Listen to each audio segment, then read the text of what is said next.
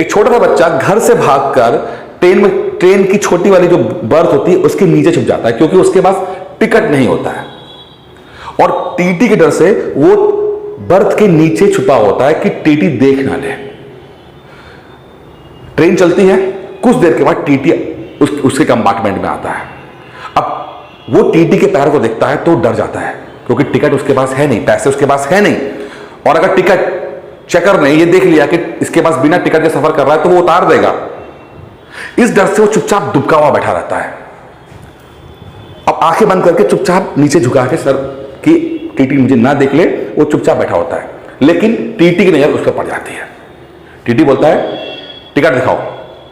अब ये बच्चा जो बर्थ के नीचे छुपा हुआ है, आंख बंद किए कि ही एक कागज का टुकड़ा जो जमीन में पड़ा होता है उसको उठाता है और उसको उठाकर टीटी को दे देता है। कागज का टुकड़ा जो रद्दी का कागज होता है जमीन में पड़ा था उसको उठाता है और टीटी को देता है कि ये लो देख लो टिकट। वो टिकट नहीं था, कागज का टुकड़ा था। टीटी वो कागज का टुकड़ा उठाता है और बोलता है जब टिकट तुम्हारे पास था तो नीचे क्यों छुपे हो, ऊपर बैठो ना। अब जैसे ही बात वो सुनता है कि टीटी कह रहा है कि टिकट जब तुम्हारे पास है तो नीचे क्यों छुपे हो, ऊपर आके बैठो ना, वो सकपका जाता है कि यार ये क्या है, मैंने तो कागज का टुकड़ा इसके हाथ में दिया और ये इसको टिकट समझ रहा है। कुछ सालों के बाद ये बच्चा फेमस हो जाता है, बड़ा इसके होता है कि ये जो बोलता है ये सच हो जाता है, ये कुछ भी कर सकता है। इस बच्चे का नाम होता है वुल्फ मैसिंग। वुल्फ मैसिंग, आप गूगल कीजिएगा इसका नाम। मेंटलिस्ट है, दिमाग खाता है। वुल्फ मैसिंग कहता है कि क्योंकि मुझे यकीन है कि ये चेक है तो मेरा यकीन इतना स्ट्रांग होता है कि दूसरा वाला व्यक्ति भी उस बात को मान जाता है। मेरा यकीन इतना ज्यादा स्ट्रांग है कि दूसरा व्यक्ति भी मेरी बात को मान जाता है कि जो मैं सोच रहा हूं वही सही सोच रहा हूं। मेरे ब्रेन की जो इंटेंसिटी पावर उस बंदे को कन्विंस कर देती है कि वो भी मेरी तरह सोचे। अब यह है मन की पावर, मन की शक्ति, मन का बिलीफ। मन का बिलीफ कि दूसरे व्यक्ति के भी दिमाग पे कब्जा कर सकता है। तो ये मन में जो बातें बहुत गहराई तक होती हैं उसका ही असर आपके जीवन पे आता है। पहली बार जब गौतम बुद्ध की किताबों को ट्रांसलेट किया गया, पाली और प्राकृतिक से हिंदी में ट्रांसलेट किया गया, तो लोग इस बात को लेकर बड़े हैरान थे कि गौतम बुद्ध ने एक ही बात को 3-3 बार दोहराया है। कोई उपदेश दे रहे हैं तो बार बार वो 3-3 बार दोहरा रहे हैं। अब जो ट्रांसलेट करने वाले लोग हैं वो समझ नहीं पा रहे कि यार ये क्या मतलब है कि गौतम बुद्ध एक ही बात को 3-3 बार क्यों दोहरा रहे हैं। क्योंकि 3-3 बार, अगर एक ही बात को हम 3-3 बार लिखेंगे तो किताब तो ये मोटी हो जाएगी, 3 गुना मोटी हो जाएगी। लेकिन उससे ज्यादा इंपॉर्टेंट है कि गौतम बुद्ध क्या समझ नहीं पा रहे थे कि 3 बार क्या जरूरत है। आपने एक बार बोला ठीक है, बाद में जब स्टडी किया गया तो निकल गया कि गौतम बुद्ध जो बात बताना चाहते हैं वो सिर्फ आपके ऊपरी दिमाग पे असर करे वहीं तक सीमित नहीं रहना चाहते। वो चाहते हैं कि वो बात आपके अंदर तक जाए, आपके मन तक जाए, और जब तक वो बात आपके मन तक पहुंचेगी नहीं उस बात का कोई असर नहीं होगा।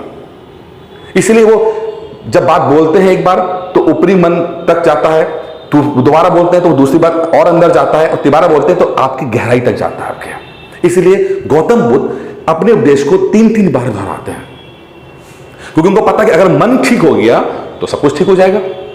मन में परिवर्तन हो गया तो रियल लाइफ में परिवर्तन हो जाएगा। एक यूरोप में एक साइकियाट्रिस्ट था और बड़ा फेमस हो गया कि भाई ये बिना दवाई के भी लोगों को ठीक कर देता है। लोग दूर दूर से उसके पास आते थे कि अपना इलाज कराने के लिए, और वो पेशेंट से एक ही बात बोलता था कि तुम्हें एक ही बात बोलनी है कि मुझे कोई बीमारी नहीं है, मैं बिल्कुल ठीक हूं, मुझे कोई बीमारी नहीं है, मैं बिल्कुल ठीक हूं। और लोग वहां पे आते थे और उसके क्लिनिक में बैठे रहते थे और बस यही बात दोहराते रहते थे, मैं बिल्कुल ठीक हूं, मैं बिल्कुल ठीक हूं, मैं बिल्कुल ठीक हूं।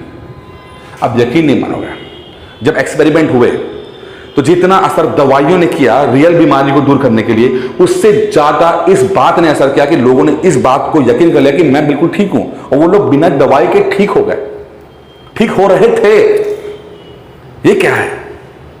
क्योंकि ये बात उनके बिलीफ से जुड़ा हुआ है, उनके मन से जुड़ा हुआ है। अगर उनको लगा कि हाँ मैं ठीक हूं, तो उनके शरीर को भी उस कमांड को करना पड़ा कि हाँ सचमुच मैं ठीक हूं। सारा गेम मन का है। मन में जब बदलाव होगा, मन में जब परिवर्तन होगा, तभी रियल परिवर्तन है। और मन तक पहुंचने के लिए आपको चीजों को बार बार उस चीज से गुजरना पड़ेगा। जैसे गौतम बुद्ध 3 बार अपना उपदेश देते थे। जिस तरह से यूरोप का साइकियाट्रिस्ट बार बार एक ही बात बोलता है कि दोहराते जाओ कि मैं ठीक हूं, मैं ठीक हूं, मैं ठीक हूं, और अंत में वो पेशेंट ठीक हो जाता है। इसी तरह आपको भी अपने लक्ष्य को बार बार दोहराना पड़ेगा।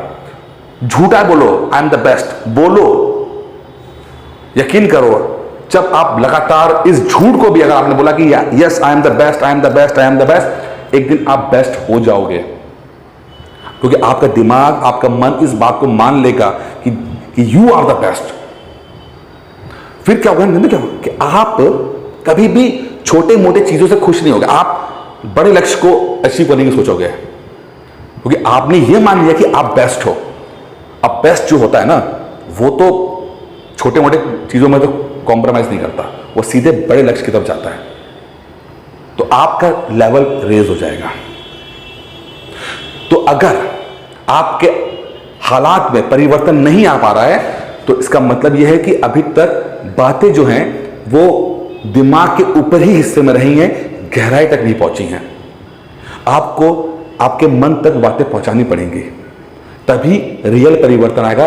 तभी बिलीफ सिस्टम, जो पुराना बिलीफ सिस्टम है वो टूटेगा और नया बिलीफ सिस्टम बनेगा। आपको अपने मन में परिवर्तन करना पड़ेगा, क्योंकि अगर मन में परिवर्तन होगा तभी जाके रियल लाइफ में परिवर्तन होगा।